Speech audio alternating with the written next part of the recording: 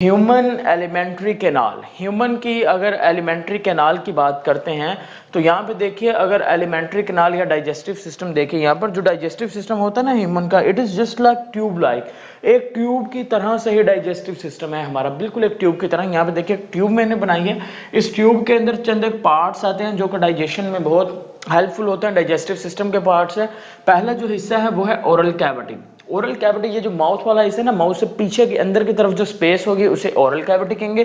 खुराक पहले कहाँ जाएगी? ओरल कैविटी में जाएगी। अब इन तमाम पार्ट्स के साथ साथ यहाँ पर जो मेन रोल होता है ना, वो ग्लैंड्स का भी होता है। अब वो जो ग्लैंड्स हैं, उन ग्लैंड्स में आप स्लेवरी ग्लैंड्स भी कह सकते हैं। स्लेवरी ग्लैंड्स जो कि आपके माउथ के अंदर मौजूद हैं। इसके अलावा हमारे स्टोमक के अंदर इंजाइम्स रिलीज हो रहे हैं, तो इन तमाम इंजाइम्स का, ग्लैंड्स का बहुत रोल होता है डाइजेशन में। फर्स्ट वन जो पार्ट है एलिमेंट्री कैनाल का या डाइजेस्टिव सिस्टम का, देखिए ट्यूब की तरह से मैंने बनाई, ये है माउथ। माउथ में से खुराक गई ओरल कैविटी में।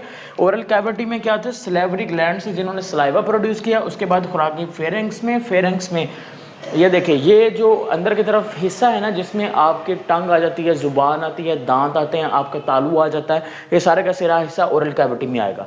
इससे पीछे की तरफ, इससे थोड़ा सा नीचे जाए ना, यहाँ पर मौजूद होता है फेरेंक्स। फेरेंक्स से नीचे की तरफ जाएं तो स्टोमक से पहले जो हिस्सा आता है वो है एसोफेगस। उसके बाद आ जाएगा स्टोमक, आपका मैदा आ जाएगा। मैदे से खुराक जाएगी small intestine, then large intestine, then body से रिमूव हो जाएगी through the anus, remove from body. Body से क्या हो जाएगी? रिमूव हो जाएगी। एनस के जरिए से क्या हो गई? रिमूव हो जाएगी। सो दिस वन देखिए, यहाँ पर एक ट्यूब की तरह है ना, बिल्कुल एक ट्यूब एक प्रोसीजर में काम कर रहा है। सो दैट्स व्हाई जो डाइजेस्टिव सिस्टम होता है हमारा ह्यूमंस का, वो बिल्कुल ट्यूब की तरह से ही है। यहाँ पर पहला एक हम बात करने वाले हैं जिसके ऊपर, जिस पार्ट के ऊपर बात होगी, that is the oral cavity. अब ओरल कैविटी किन हिस्सों पर मुश्तमिल होती है? ओरल कैविटी के अंदर टिथ आ जाएंगे, दांत आ जाएंगे, टंग आ जाएगी, जुबान आ जाएगी, चिक्स आ जाएंगे, उसके अलावा ग्लैंड्स आ जाएंगे, ठीक है, स्लेवरी ग्लैंड्स आ जाएंगे, ये तमाम के तमाम। या फिर एक लास्ट पे लिख लें, यहाँ पर सॉफ्ट पैलेट की बात कर लें या फिर हार्ड पैलेट की बात कर लें। Soft palate and hard palette, ये आगे वाला जो तालू होता है ना, इसे हम कहते हैं हार्ड पैलेट। ये बहुत सख्त होता है, ये आगे वाला तालू। जो उससे पीछे तालू होगा वो थोड़ा नरम होता है। तो soft palate, hard palate, teeth, tongue, ये माउथ से पीछे वाला जो हिस्सा है जिसमें ये तमाम चीजें आ रही हैं, उसे क्या कहेंगे? ओरल कैविटी कह देंगे। The space behind the mouth in which the teeth, tongue, cheeks, gland, soft palate and hard palate is present is known as oral cavity. Comprehensive सी अच्छी सी डेफिनेशन बन चुकी है। तो पहला जो काम होता है ओरल कैविटी का, that is the selection of food. देखें, अब हमारे माउथ का पहला काम क्या होता है कि फूड को सिलेक्ट करना। देखिए मेरे पास काफी सारे खुराक हैं, तो आप क्या करेंगे? पहले टेस्ट करेंगे। तो जो जिस फूड का टेस्ट अच्छा होगा हम उसी फूड को क्या करेंगे? एक्सेप्ट करेंगे। बाकी जिसका टेस्ट अच्छा नहीं है उसे रिजेक्ट कर देंगे। तो पहला क्या है? हमारी जो टंग है, जो जुबान है, उसका बहुत रोल होता है खुराक को सिलेक्ट करने में। अगर तो उसका टेस्ट अच्छा होगा, क्योंकि टेस्ट बर्ड कहां पर मौजूद है? हमारी टंग के अंदर मौजूद है, टेस्ट बर्ड्स। तो अगर तो टेस्ट अच्छा होगा देन क्या होगा? खुराक को सिलेक्ट कर लिया जाएगा। अगर तो टेस्ट अच्छा नहीं होगा देन क्या कर दिया जाएगा? रिजेक्ट कर दिया जाएगा। अगर फूड के अंदर कोई हार्ड पार्टिकल्स आ जाता है, कोई हड्डी वगैरह आ गई या कांटा वगैरह कोई इस तरह की चीज आ गई या मट्टी आ गई, तो उससे क्या होगा? उससे हम खुराक को क्या कर देते हैं? रिजेक्ट करते हैं, उसे कभी भी एक्सेप्ट नहीं करते, ठीक है। नेक्स्ट वन इज जो खुराक की स्मेल होती है, वो आपके खाने की हो या फिर आपके हमसायों को घर से कहीं से भी खाने की हो, वो बहुत ज़्यादा अट्रैक्टिव करती है हमें। वो भी क्या करती है? प्रोड्यूस करती है sensation of selection of food, यानी कि आप चाहते हैं कि आप उस खुराक को खा लें, यानी कि आपने उस खुराक का सिलेक्शन कर लिया। So this one is the first part of the oral cavity, is the selection of food. The second part is the grinding. Grinding का मतलब ग्राइंड करना, छोटे टुकड़ों में कन्वर्ट करना। मेस्टिकेट भी इसी को कहते हैं, मेस्टिकेशन चुबाने को कहते हैं। तो क्या होगा? जब खुराक करने वाला आपने सेलेक्ट कर लिया, वो खुराक करने वाला मुंह में डाला, तो क्या होगा? दांतों की मदद से हम उसको क्या करेंगे? मेस्टिकेट करेंगे, चुबाएंगे, छोटे पार्टिकल्स में चेंज करेंगे। देन क्या होगा? देन वो जो छोटे छोटे पार्टिकल्स होंगे ना, उन पार्टिकल्स के अंदर, उन पार्टिकल्स को देन कहां पर चले जाएंगे?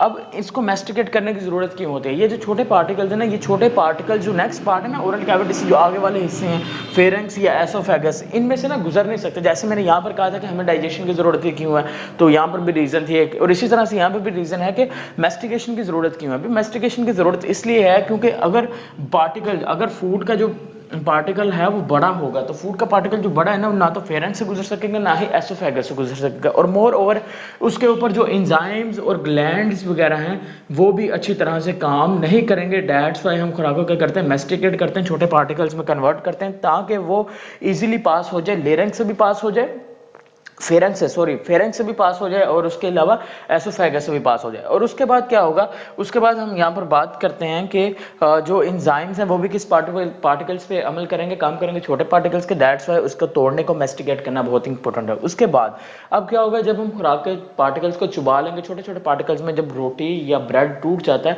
उसके बाद क्या होगा कि स्लाइवा प्रोड्यूस होता है हमारे माउथ के अंदर। क्या प्रोड्यूस होता है? स्लाइवा। स्लाइवा के ना 3 ग्लैंड्स होते हैं, 3 सिलेवरी ग्लैंड्स होते हैं हमारे माउथ के अंदर। एक होता है जुबान के नीचे, दूसरा होता है इन फ्रंट ऑफ ईयर्स, कानों के आगे की यानी, और तीसरा होता है जॉज के पीछे, behind the jaws, below the tongue, in front of the years.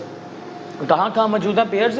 First pair is present below the tongue, behind the jaws and in front of the ears. ये क्या प्रोड्यूस करेंगे? ये प्रोड्यूस करते हैं सलाइवा, जो help देता है lubricate करने के लिए, लुब्रिकेशन में, and the semi digestion. Digestion की बात नहीं की, सेमी डाइजेशन की यहाँ पर बात की। तो सेमी डाइजेशन और लुब्रिकेशन में किसका मेन रोल होगा? सलाइवा का प्रोड्यूस होगा, जो कि स्लेवरी ग्लैंड्स प्रोड्यूस करेंगे, जो कि हमारे ओरल कैविटी के अंदर मौजूद है।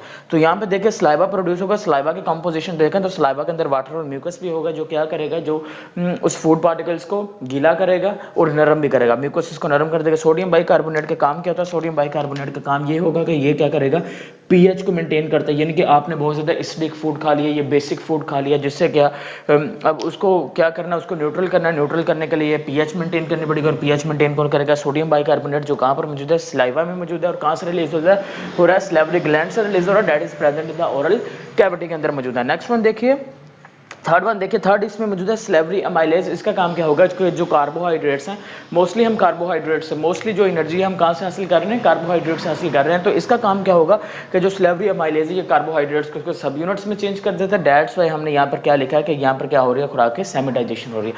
इन तमाम प्रोसेस के बाद खुराक को सिलेक्ट किया, उसको चबाया, मेस्टिकेट किया, उसको लुब्रिकेट किया, स्लाइवा प्रोड्यूस किया म्यूकस की मदद से, आखिर का एक छोटा सा टुकड़ा बन जाएगा, जो क्या होगा, वो बहुत ही स्लिपरी सा टुकड़ा बन जाएगा, जो आपके ना फेरेंक्स से भी गुजर जाएगा, एसोफेगस से भी इजीली गुजर जाएगा।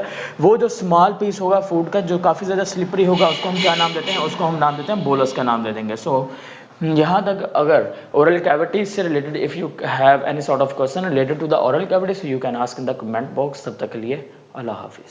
Subscribe to our channel by clicking the subscribe button. Click the bell button and enjoy the latest uploads from our channel.